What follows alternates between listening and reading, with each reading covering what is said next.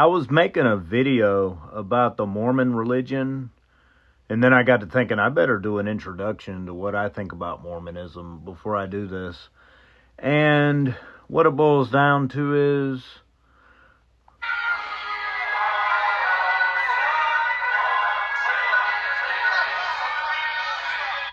that's the greatest heavy metal song of all time. It's by Genesis. It's off the album Trespass, and it is called The Knife.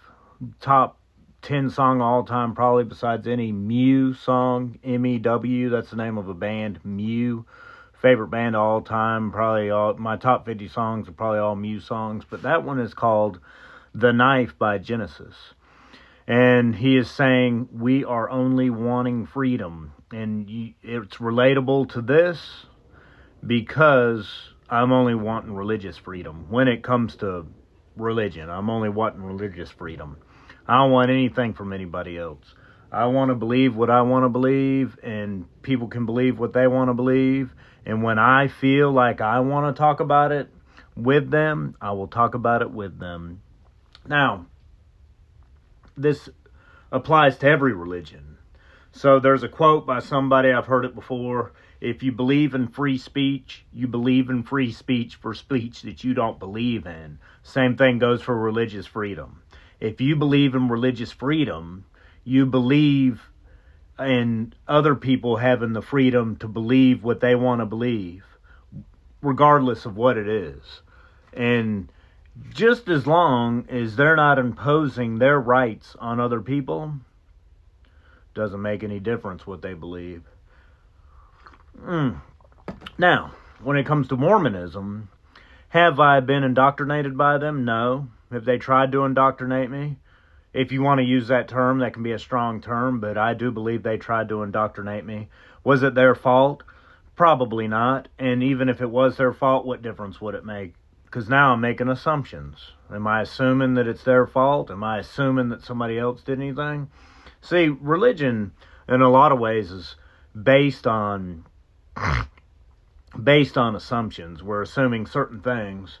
And the Four Agreements teaches us, don't make assumptions. We never know what happened, what other people were thinking, any of that type thing. And then when we do that, we begin to have freedom. We begin to have self-freedom.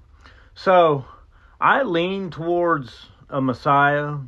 I have problems with it, obviously. When it comes to Mormon, let's say the possibility of there being a Messiah and his name being Jesus Christ, or what you guys call Jesus Christ, what I call Yeshua the Messiah. What is the probability of that? Well, I don't know. But when we talk about the probability of Mormonism being true, let's say that the Bible, the probability of the Bible being 100% true is 50-50. Well, now we're narrowing that down to about, when it comes to Mormonism, we're narrowing that down to about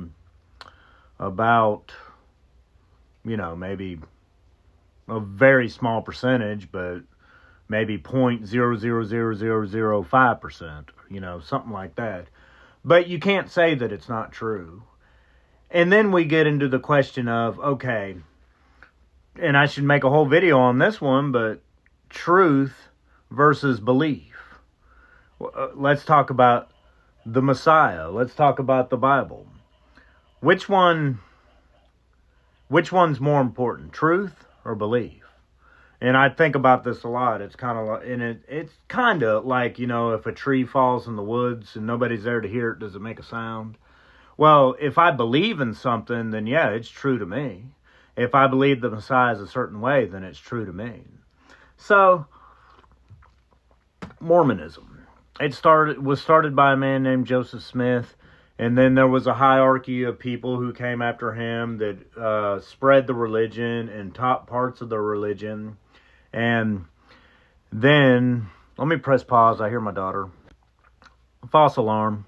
Anyway, and he taught some things that may or may not have been true.